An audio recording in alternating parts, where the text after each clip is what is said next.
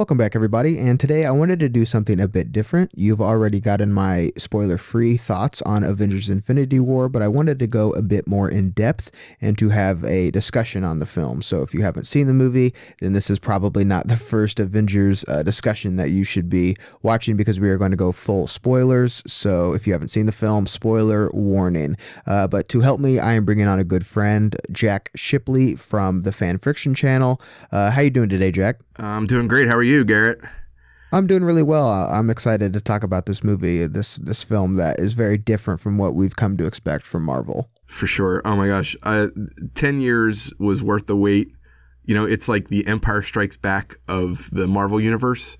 Only you have to wait 10 years for it. Yeah, and I was wondering, leaving this movie, how audiences would respond to this film. And I was talking about how this movie reminded me so much of Empire Strikes Back because the film ends on such a cliffhanger in such a way that you may or may not have more questions than you walked in with.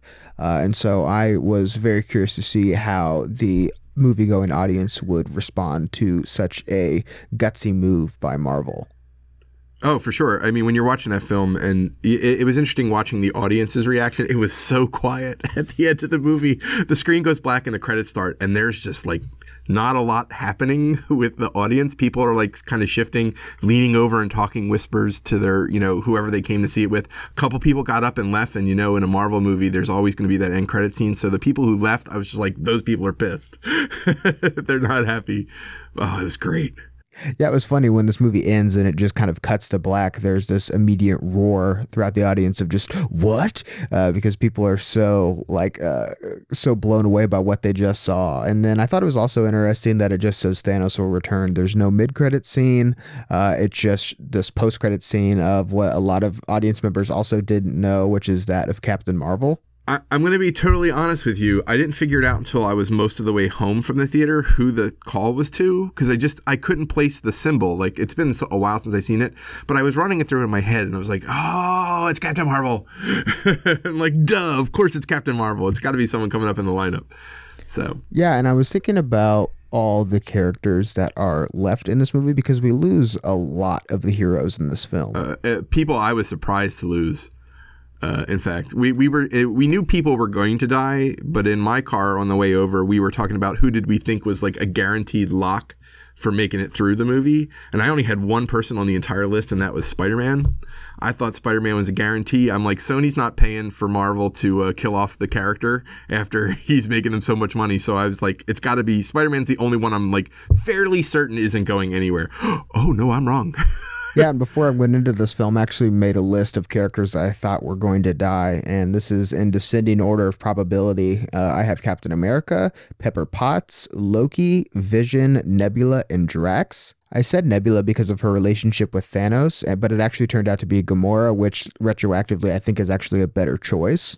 But just thinking of how they're going to continue this universe, I was wondering why Nick Fury is calling Captain Marvel specifically. Like, what is it about her character in particular that made him want to call her first? That's so brilliant, too, because you figure her movie takes place in the 90s, so it's going to be pre-Infinity War. So something's going to happen in that situation where he's supposed to play a role in that movie with her. So I know that they're supposed to develop some kind of knowledge of each other.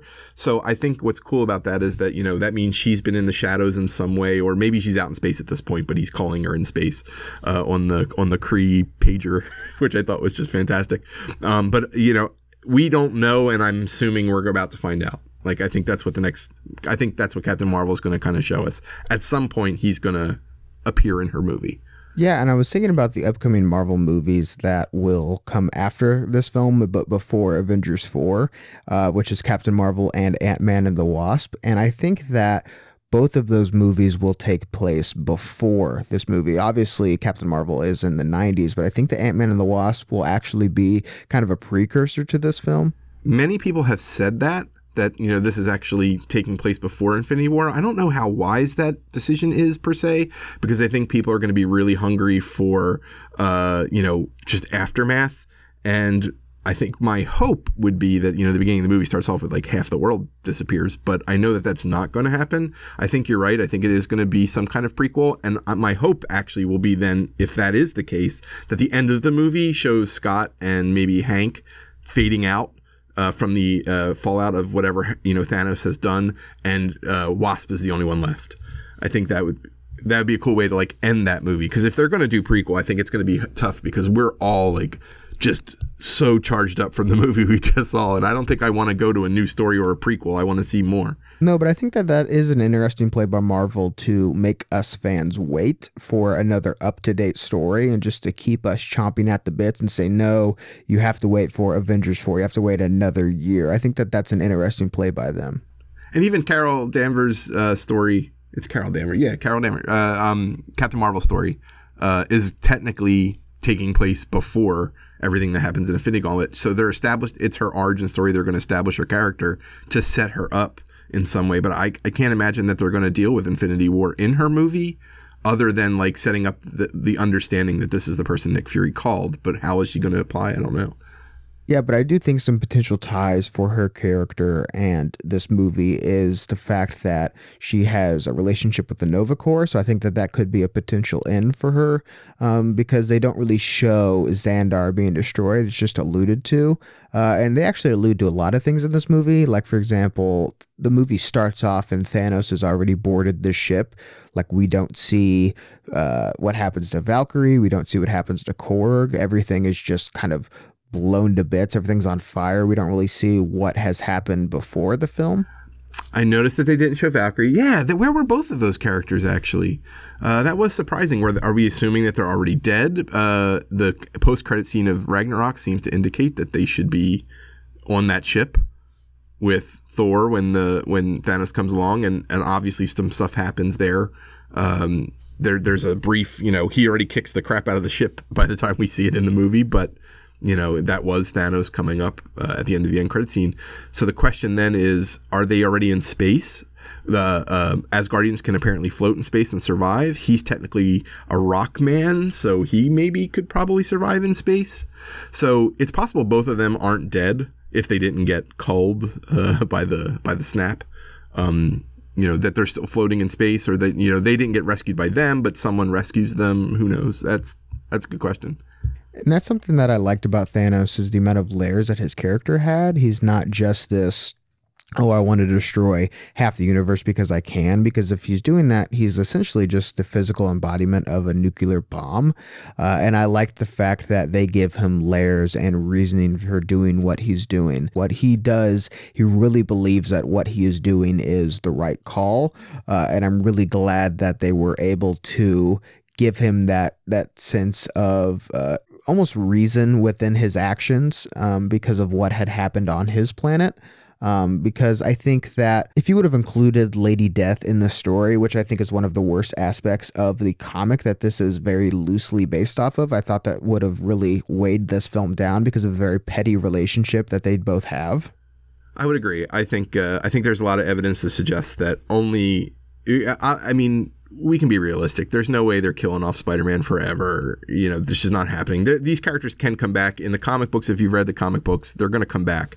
The question is who gets to come back and who is considered out.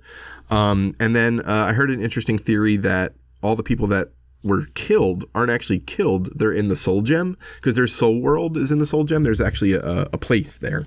And they believe that everybody actually got sent there, which means that Peter and the rest of the Guardians will find Gamora in the Soul World. So there's like this whole other layer of things that could happen. If you've read the comics, that's sort of, give you ideas of where they may go.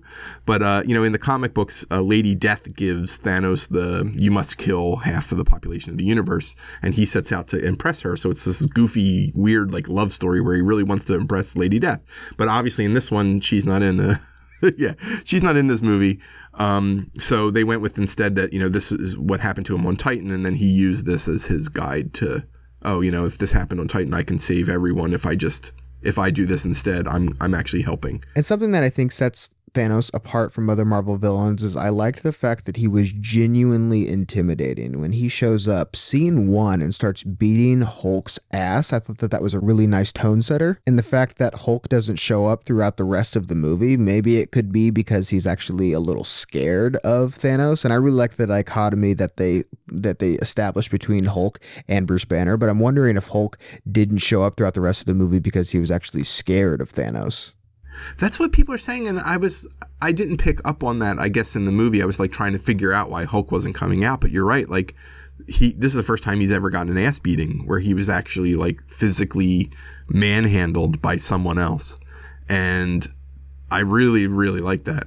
Yeah, because in this universe, really the only time that we've seen Hulk even be close to being beaten is in Thor Ragnarok a little bit, and then in Avengers 2 with the Hulkbuster suit. And so I think it's a really nice turn of events that Hulk is actually kind of terrified of Thanos, because in the comic, Thanos says like, well, really the only character that I'm really nervous about fighting is Hulk. And it makes me wonder if Hulk is willing to step up to the plate after this movie, because really the only characters that we have left in this film are the core Avengers. Is Pepper Potts still alive? We didn't see her die, but I was wondering if Pepper's still alive. I was wondering if Black Panther's sister's still alive, because we don't see her at the end. There's a couple people that I was just like, oh, they weren't on screen, but are we going to find out? Well, it got me thinking about what characters are still around in this universe that could potentially course correct what has happened. And I think one of the key kind of factors in that could be the time gem. Oh, I disagree, but continue. Yeah, well, I was thinking of like the characters that could still interact with that, because essentially the magic characters that we have in this movie are gone with Scarlet Witch and Doctor Strange, but I do think that there is one character that could potentially course correct some of the events that transpired in this movie, and that is Wong. And I think the fact that the Russo brothers not only brought in this character, but showed the audience the fact that he was going to hang back and guard the Sanctum Sanctorum is a very telling factor that this character is going to play a pivotal role in upcoming movies. Now, where I disagree is how they're coming back, but I do agree that they left him back for very good reasons, and one of them being that he can be the magic. You don't have anybody else to do magic at this point if you don't save someone, so I think he will take on that magic component. So to help them, but I don't think the time gem's going to be the one that does it. I don't think it's a Superman revolving around the Earth kind of situation. I think it takes all 6 gems to do what was done. It's going to take all 6 gems to undo it. So I actually believe that it's going to take the power of all the gems together in order to undo this. And of course, I do have a little bit of Infinity Gauntlet knowledge, because I actually own those comics back when they came out. And there's, if you remember from Guardians 2, at the end of the end credit scene, they made Adam Warlock. And Adam Warlock plays a role, and he's going to play it differently than he played it in the comics, so I don't mind like sort of mentioning this, but Adam Warlock is the one who kind of comes back and is the main protagonist to Thanos' antagonist, I guess, at the end of this sort of storyline that they told in the comics. So I think Adam Warlock's actually going to play a big role in this and setting everything right, but we just haven't seen how that's going to come out yet. Yeah, well, even James Gunn has said that he doesn't know if Adam Warlock will even play a big role in Guardians 3, but he could just be bold-faced lying to the fans because he doesn't really want to ruin the surprise of having this monumentally huge character. Someone that is, unless I'm forgetting someone, is really the only person that is able to wield all of the Infinity Stones at the same time, because you have to think, like in the first Guardians movie, Star-Lord, who's half celestial, was barely able to hold on to one for just a few seconds. Oh, for sure. But they have to establish him, and that'll be the big thing, is like we can't just do an end credit scene and then have him come and go, oh, I fix it for you all. Congratulations. Especially since Adam Warlock isn't a character like Spider-Man where he steps onto the screen and 10 out of 10 people know who he is. He's a much more obscure character that out of 100 people you might have less than 10 people who understand who this character is. So you're going to have to do some introduction to him. I only know who Adam Warlock is because I've read Infinity Gauntlet. Otherwise, like when I saw that end credit scene, like my wife was like, who the hell is that? And I'm like, well, that's Adam Warlock, but I'll explain it later.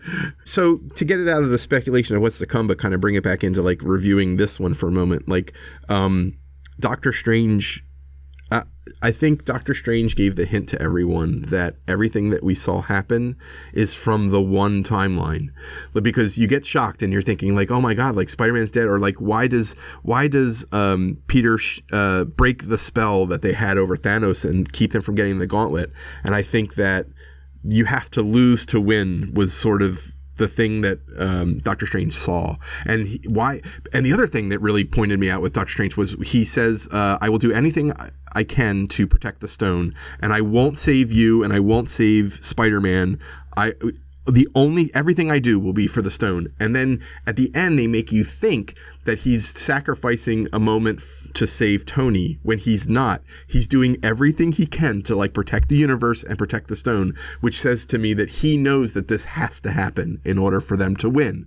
So, you know, I think that'll be a callback later, and like some people will be into that and some people won't. Yeah, I totally agree. I think you're 100% right, because I think when Doctor Strange says that he went through all those million possibilities, I forget how much he says, but I think, yeah, that he is saying that this one possibility out of all of those are if that he kind of gives a little bit and gives him this Infinity Stone, because I don't think that he's going to sacrifice this stone just to save Tony's life. He explicitly says that he's not going to do that. So I think that that's a really interesting play to let Thanos kind of self-destruct like he does in the comics, because he becomes all-powerful and becomes Kronos, and then Nebula kind of just snatches the glove from him. Right. Which is why, interestingly, like I think Nebula will play an important role. That's why she's not dead in the end of the movie, because I think she is gonna play a role in the defeat of Thanos down the line at some point. I mean, it's just her and Tony Stark sitting on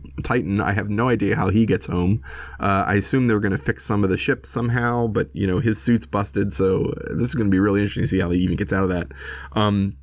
But I think, you know, I really liked how Thanos says to Doctor Strange at one point, you didn't use the time stone, or you're not using it properly. And then, you know, you see what Thanos thinks is the proper use when he reconstructs the Mind Stone so that he can take its power. But what I liked about that was he did use it properly. Doctor Strange uses it exactly the way you should. Let me figure out like all of these permutations and find the right timeline. And that just shows that Thanos doesn't have that forethought and that vision to see that far ahead. He only sees his goal. My goal is to destroy half of the universe, or, you know, kill off half the population of the universe. And that's all my mind is set on, not what comes beyond. I'm going to sit down after this is over and I'm going to have won, and that's going to be it. But Doctor Strange is like, no, we need to defeat you. I need to look like this far ahead. So I loved that like sort of throwaway line, because it just shows that like, no, Doctor Strange is like totally into what he's supposed to be doing. He did exactly the right thing, and we're just all these little clues, but they cover them up really beautifully and they make it look like nothing happened. Like they did a great job, I thought, of weaving that into the story. Yeah, I really thought this was a incredibly well done film, and people want to know where this film ranks for me in the MCU. And I think it's kind of hard to tell, considering I've only seen this movie once, and I do think having the knowledge of what transpires in Avengers 4 could actually help this movie become even better than what I already think it is, because I've only seen it once, and just seeing it this one time, I already know that it's going to be top 4 easily. Well, it also plays on people's perceptions in a comic book movie that the comic book movie ends with the villain being defeated. So you assume as an audience member that the thing we're about to see is, yeah, it's going to look really dire, but then we're going to beat Thanos, because Doctor Strange is going to do the thing that made us win, and we're going to win in this movie, right? We're going to go home and this movie's going to end with on a positive note. They're going to beat Thanos. So I love that. I loved everything the way they weaved that character in, because that character really sets like the stage for the misdirect that J.J. Abrams is always like big on, like, oh, you know, MacGuffin, it's actually over here. It's a great sleight of hand, and it plays with more than just events taking place in this movie. It's kind of playing with the way we see superhero movies. If you really go back to almost all of the Marvel MCU, they're single one-shot movies. They do defeat the villains at the end of every single one of those movies. There's always like the sort of happy ending. Civil War is like one of the first movies, also by the Russo brothers, where the ending isn't as happy-go-lucky as you'd hope. And I like that they're the ones to continue that in Infinity War because they have this down. Well, even with the Winter Soldier, I think that the Russo brothers have really been able to shaken the status quo of the Marvel movies thus far, because when that film ends, you don't know what happened to Bucky. Shield is compromised. They're essentially Hydra now, and so I think that they were a perfect choice for this movie, and I'm really glad that they were able to decide some of the events that transpire in this film and to really challenge what we know as Marvel fans. But in talking about some of the characters and some of the events that transpire in this movie, what did you think about the children of Thanos? Oh, they were amazing. Oh, they were amazing. I forget Squidward's name. He has one. Yeah, I don't know any of their names. I kind of feel like Spider-Man when he's swinging and he's like, I'm sorry, I can't remember everybody's names. I feel like that's how I feel watching this movie sometimes. But I'm definitely going to refer to him as Squidward because that's such a perfect on-the-name that joke. Is brilliant. We were all laughing. What I liked about them was that they all had a power on par with a Thanos. I mean, none of them were as powerful as Thanos, but they were powerful villains, not to be easily defeated. In fact, they make it to mostly to the end of the movie. All of them except for the dude who gets aliened out the airlock. And he was my favorite. Squidward was my favorite. I just thought he was so interesting, so menacing. He establishes himself in the opening scene quietly as powerful, and then comes to Earth and is like a match for Doctor Strange, and goes toe to toe. And again, I like how the villains are like, no, we're gonna win a lot of these battles from you. Like you're not going to just roll all over us like you normally do, heroes. You know, just because there's 5 of you doesn't mean that we can't take you with one guy or 2 guys. I thought this character of Squidward was really the only one that I had a clear vision of what his powers were and what his personality was like. I thought everybody else was kind of just either a discount World of Warcraft character, and then you have the girl one who does have a really awesome scene between her, Scarlet Witch, Okoye, and then also Black Widow. That is a great moment. But then you just have the big hulking figure. But I thought that the character of Squidward was the only one that I knew what his powers were. He was able to go toe to toe with Doctor Strange. I thought Doctor Strange fighting wise too was just amazing. And people on the internet were like, oh, Thor's the MVP of this movie. Was he? Like, he was really great in this movie. I really enjoyed all the Thor moments, but I was like, Doctor Strange is like, he's going toe to toe with a fully powered gauntlet, and he's managing to keep himself like on the battlefield. And I thought that was amazing. Like, Thanos is throwing different powers at him, and he has magical counters to things that the Infinity Gauntlet can do, and no one else could have done that, even Thor. Yeah, well, speaking of Thor, and that was one of the issues that I had with this movie, and I kind of alluded to it in my spoiler-free review, but it's hard to really discuss without getting into spoilers. But I think his mission, I didn't think it was boring or uninteresting or anything like that. I just thought it was an odd choice to have this narrative follow the exact previous film with Thor Ragnarok that we've seen Thor in.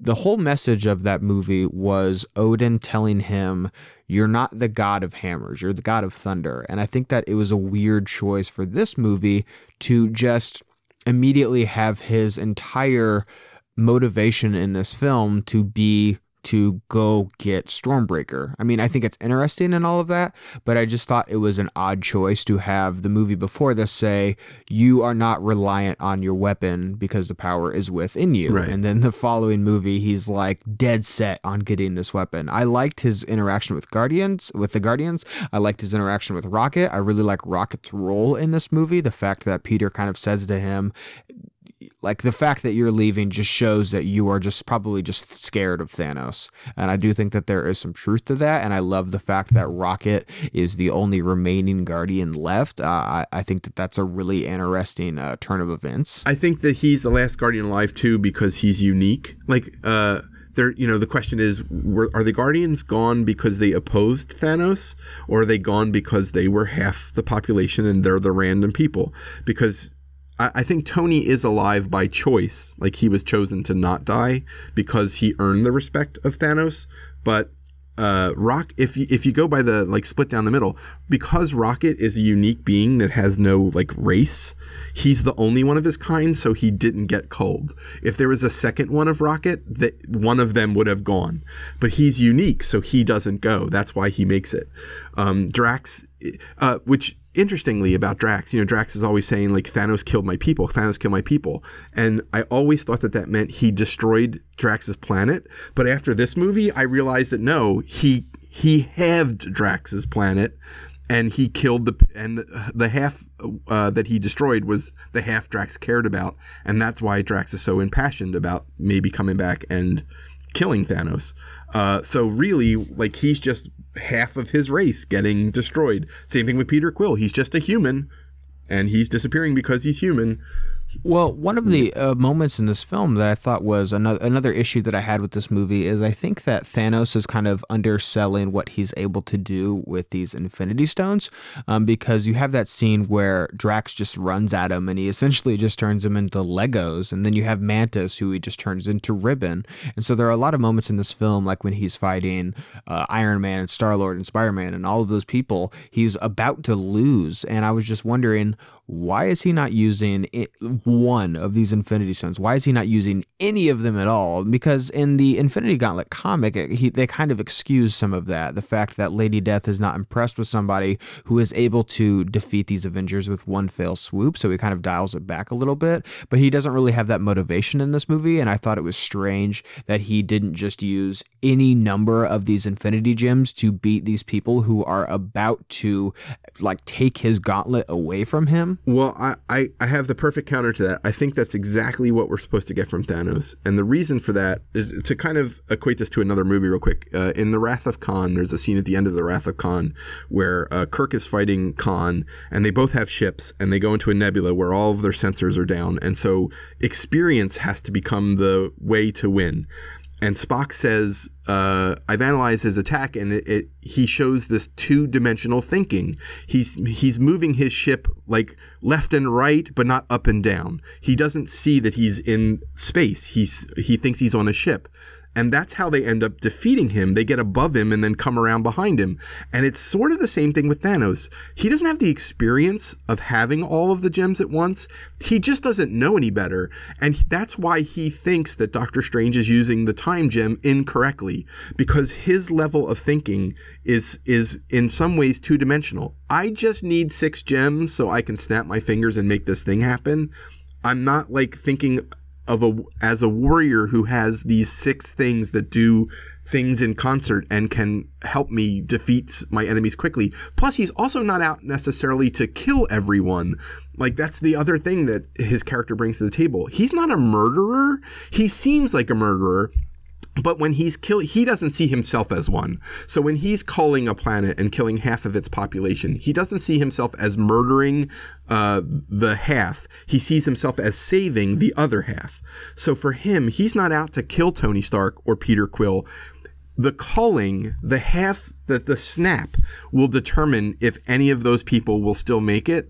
So to them, they're inconsequential to him. Gamora, he kills Loki because he has to, and he kills Gamora because she's a necessary sacrifice to his character, but he lets people go constantly. He leaves Drax and Mantis alive on Nowhere. He doesn't actually kill them, and that's the point with Thanos. He's driven, he's so focused on his goal that he can't see the bigger picture, and that's the lesson that Doctor Strange is trying to hint at, I think, with the time gem. Yeah, but I think that you do bring up a valid point of the fact that maybe he's not only using one Infinity Stone incorrectly, but he's actually using them all incorrectly. But I wanted to get your thoughts on another issue that I had with this movie, which was some of the special effects shots, which I think at times looked great, but there were a lot of shots in this movie that I thought looked a little poor. There's only one moment, there's only one thing in the whole movie that really stood out to me as being weird, and that was any time that Hulk was in the Hulkbuster armor. And then when he didn't have his helmet on near the end, like he did not look good. Like you have this big Hulkbuster armor and then CGI plastered face of Mark Ruffalo sticking out of the Hulkbuster armor.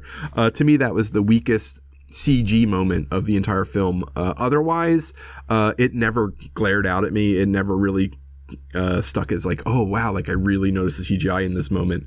All of it I thought was just top notch, except for Hulkbuster. Everything else was great. Yeah, and after seeing this film, I was curious to see how audiences would respond to it, especially seeing the amount of backlash that The Last Jedi had, which I also thought had a lot of very subtle and really masterfully done storytelling elements to it. And I didn't know if just people watching that movie didn't really have faith in the storytellers or what. I And hated The Last Jedi. no, it's totally fine. If you didn't like that movie, it is totally okay. I'm not trying to say that if you didn't like that film that you didn't understand what was happening or that it just went over your head. I'm saying that The Last Jedi and this film are very gutsy movies that don't always have a lot of clear answers to things. And I, especially seeing how people responded to The Last Jedi, I was curious to see how people would respond to this movie. And I am relieved that people are responding so positively to it. And I'm glad that audiences were able to kind of put away what they have seen in prior Marvel films, which is essentially good guy beats bad guy. But in this film, like, they gave out these posters at the end of the movie, and just looking at the poster and just seeing all of the characters on it that were killed in this movie, it's pretty insane. Like, more than half of these characters are dead in this after the following events of this movie. And after seeing this, I was just hoping that audiences would be accepting of that. And I love the way that this film really excellently tells its narrative. I love that it has a clear beginning, middle, and end, not in the way that it is like some of the last Harry Potter film or the last Hunger Games or the last Twilight or whatever, where it tells this one story broken up into a part 1 and a part 2. I think that this is a film that will be a lovely companion piece with Avengers 4, but I didn't leave this movie feeling unsatisfied. It felt more like a series finale or a season finale of a TV show. They were very smart to take out Volume 2 and say Avengers Infinity War. Boom. This is the name of the movie. It's one movie. You know, we're not going to tease what the next movie, you know, there will be Avengers 4. It'll happen in phase 4. We're not going to tell you anything about it. We're not going to use its name to describe a continuation of a story. We're just going to make a movie. And when it's over, things will have happened and we will move on and continue telling our story. And you will have no clue, like, because I still think they are thinking about Infinity War Volume 2. Like, I think Avengers 4 will be the next Infinity War Volumes 2. It's unofficial, right? But I think that they're still in their head thinking, well, eventually we're going to have to deal with Thanos again. That's why it says Thanos will return instead of Avengers will return, which I thought was a great, like, juxtaposition at the end of the movie. But I think that there will be a continuation, but by hard stopping and making it feel like, nope, you know, we're fading to black. Thanos is looking out over the field. He's accomplished his goal. The end. You know, just leave you there thinking like, what just happened? And it's also brilliant not to do an end credit scene until the very, very end, because, like, give us the credits to process what we just saw. And that's what they did. I thought that was really smart. Well, I just wanted to ask you, were there any aspects of this film that you thought were surprising besides some of the character deaths and how the people actually die in this movie, which I thought was really unexpected? But were there any aspects of this film that kind of surprised you going in? Because for myself, I was a little surprised to see some of the roles of some of these characters in this movie. Like, a little surprised and a little not surprised. Like Vision, Black Panther, and I wasn't too surprised about Black Panther because the movie just before this was Black Panther. So if you kind of view it as like a sandbox or a toy box, you're kind of wanting to let some of the other kids be able to play with the toys now. Because say what you will about Avengers Age of Ultron, but that was the last time that we were able to see the Avengers all working together in unison.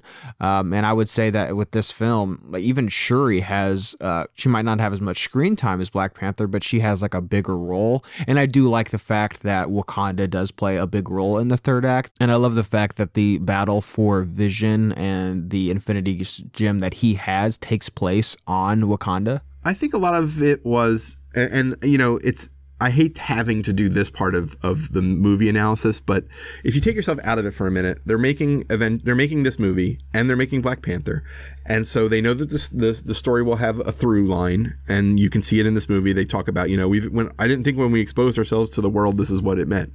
Is a Black Panther line in the movie when Captain America shows up on a Quinjet, and if you think about it, they didn't know when they were finishing Infinity War that Black Panther was going to blow up the way it did. And they may have made different choices in this movie given that knowledge. They may have even changed like who necessarily died, or maybe they wouldn't, but because of the, one movie's out in February, it's the end of April. It's not a lot of time, and that these movies were in the can and shot and being edited. So unless they were planning on doing reshoots, like they didn't know Sherry was going to be a important character or be as beloved as she became. They also didn't know. I think they underutilized Denai in this movie, Guerrera as well, because I don't think they understood at the time that they were finishing this movie just how big Black Panther was going to be.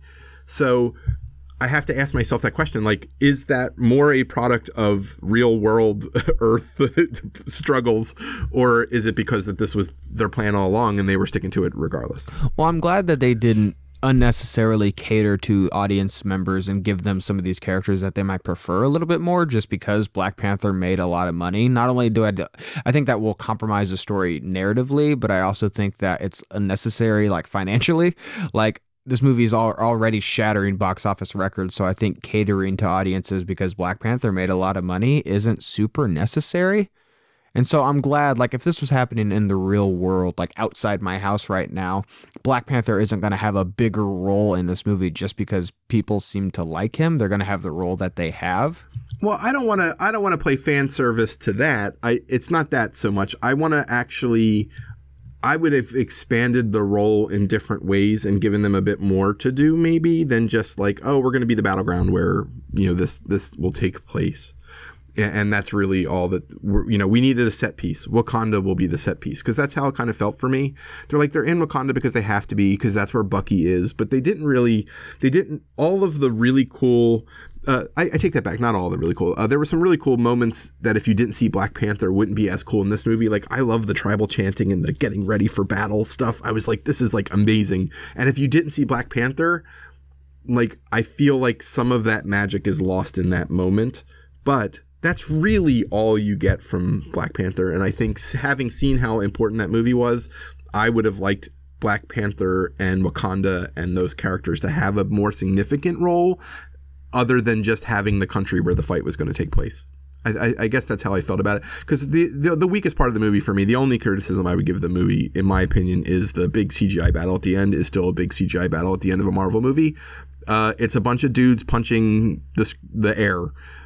And because of all of the chaos, I mean, big battles are chaos in real life, so I get it. But we didn't, aside from Rocket and Bucky doing their little pirouette, shooting thing, you don't really, it's just, oh, here's Cap swinging at the air and punching stuff, and here's another dude and they punch, so here's them punching, and the only real, pardon me, the only real significant moments there were when the girls were fighting the one servant of Thanos, and all the women fighters were kind of doing their little battle. Like, that was significant because you got to actually watch the battle. It was meaningful. It wasn't, that character wasn't just a throwaway CGI character. She had an impact on the film, so her fight was important, all that stuff.